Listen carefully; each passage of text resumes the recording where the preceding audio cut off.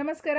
ಇವತ್ತಿನ ಈ ವಿಡಿಯೋದಲ್ಲಿ ಪ್ರಶ್ನೆ ಏನಪ್ಪ ಅಂದರೆ, ಮೇಡಮ್, ಕೈಮದ್ದಿನಿಂದ ವಾಸ್ತು ದೋಷ ಬರುವ ಸಾಧ್ಯತೆ ಇದೆಯಾ?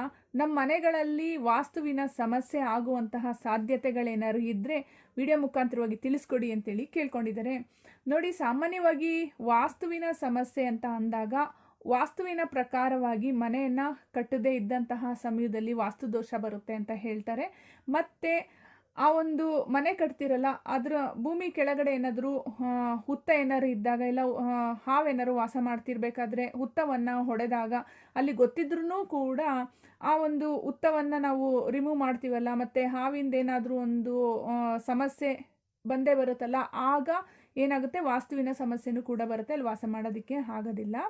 ಇನ್ನೊಂದು, ನೀವು ಕೇಳಿರೋ ಪ್ರಶ್ನೆಯ ಪ್ರಕಾರವಾಗಿ ಕೈಮದ್ದಿನಿಂದ ವಾಸ್ತು ಸಮಸ್ಯೆ ಏನು ಬರೋದಿಲ್ಲ.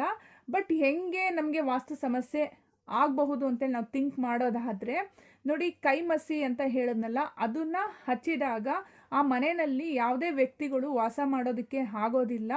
ನಾವು ಅಂದ್ಕೋಬೋದು ಆವಾಗ, ಏನೋ ಪ್ರಾಬ್ಲಮ್ ಇದೆ, ಇಲ್ಲಿ ವಾಸ್ತುನಲ್ಲಿ ಪ್ರಾಬ್ಲಮ್ ಇದೆ, ಇಲ್ಲೇನೋ ಒಂದು ಸಮಸ್ಯೆ ಇರ್ಬೋದು ಅಂಥೇಳಿ ಸುಮಾರು ಥಿಂಕ್ ಮಾಡ್ತಾ ಇರ್ತೀವಿ. ಇದು ಕೈಮಸಿಯನ್ನು ಹಚ್ಚಿದಾಗ ಒಬ್ರಿಗೊಬ್ರಿಗೇ ಜಗಳ ಬರೋ ಅಂಥದ್ದು, ಅನಾರೋಗ್ಯ ಸಮಸ್ಯೆ ಉಂಟಾಗುವಂಥದ್ದು, ಈ ಥರದ ಸಮಸ್ಯೆ ಉಂಟಾಗುತ್ತೆ. ಆದರೆ ಅಲ್ಲೇನು ವಾಸ್ತು ದೋಷ ಇರೋದಿಲ್ಲ. ಬಟ್ ಈ ಮನೆ ಜನಗಳ ಸಮಸ್ಯೆ ಉಂಟಾಗ್ತಾ ಹೋಗುತ್ತೆ. ಅನಾರೋಗ್ಯ ಬರೋ ಅಂಥದ್ದು, ಒಬ್ರಿಗೊಬ್ರು ಕಿತ್ತಾಡೋ ಅಂಥದ್ದು, ನೆಮ್ಮದಿ ಇಲ್ಲದೆ ಇರೋಂಗೆ ಆಗೋ ಅಂಥದ್ದು, ದುಡ್ಡಿನ ಸಮಸ್ಯೆ ಬರೋ ಅಂಥದ್ದು, ಇರೋ ಕೆಲಸದಲ್ಲೂ ನೆಮ್ಮದಿ ಇಲ್ಲದೆ ಇರೋಂಗೆ ಆಗೋದು, ಪದಾರ್ಥಗಳೆಲ್ಲ ಒಣಗೋಗೋ ಅಂಥದ್ದು, ಹುಳು ಹತ್ತೋ ಅಂಥದ್ದು, ಕೊಳ್ತೋಗೋ ಅಂಥದ್ದು, ಈ ಥರದ್ದೆಲ್ಲ ಸಮಸ್ಯೆ ಉಂಟಾಗುತ್ತೆ. ಅದು ಕೈಮಸಿ ಹಚ್ಚಿದಾಗ.